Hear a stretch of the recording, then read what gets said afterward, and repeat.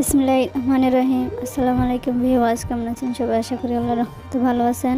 তো আমরা আলহামদুলিল্লাহ ভালো আছি। তো দেখেন, আজকে আপনাদের সাথে অন্যরকম একটা ভিডিও শেয়ার করতেছি। তো সবাই তো জানেন লিবিয়াতে কী অবস্থা, মাফিয়ারা লোক ধরে নিয়ে বেচা কিনা করে। তো দেখেন, এখানে একটা ক্যাম্প থেকে প্রায় 18 জন লোক ধরে নিয়েছে। তো দেখেন, ধরে নেওয়ার পরে তাদের রুমের কি হাল করেছে। তাদের শুধু টাকার প্রয়োজন, রুমের সব কিছু এলোমেলো করে দেখেন কি অবস্থা করেছে। প্রথমেই বলবো, আমার কোনো ভুল ত্রুটি থাকলে অবশ্যই ক্ষমা সুন্দর দৃষ্টিতে দেখবেন। আর আমার ভিডিওটি ভালো লাগলে অবশ্যই লাইক, কমেন্ট ও শেয়ার করে দিবেন। আর অবশ্যই ভিডিওটি সবার কাছে বেশি বেশি করে শেয়ার করে দিবেন, যাতে সবাই দেখতে পায়। আর এই মাফিয়াদের কাছে জীবনের থেকে টাকার মূল্য বেশি। তো যারা লিবিয়া আসবেন অবশ্যই ভেবে চিন্তে আসবেন। তো কিছু লোক পুরান লোক ছিল, বাস তারা শুধু দেশে চলে যাবে এই জন্য ওয়েট করতেছিল, আর অন্য কিছুই না। তাদেরকেও ধরে নিয়ে গেছে।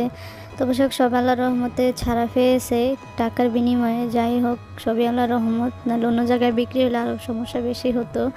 তো সবাই দোয়া করবেন, লিবিয়াতে যত মানুষ আছে আল্লাহ যেন সবাইকে সহি সালামতে হেফাজতে রাখে। কারণ এইসব বিপদ যেন আল্লাহ কোনো মায়ের সন্তানকে না দেয়। আর এই লিবিয়া মাফিয়াদের আল্লাহ হেদায়েত দান করুক। তো আমরা দেখতে গিয়েছিলাম, তো ভাবলাম ভিডিও করে আপনাদের সাথে একটু শেয়ার করি। আর এটা কোনো গেম ঘর ছিল না, এখানে কাজের লোক ছিল, দোকানের লোক ছিল, তারপরে নতুন লোক ছিল কিছু। তারা বিভিন্ন জায়গায় যার যার মতো চলে যাবে, এতটুকুই, বাস, অন্য কিছু না।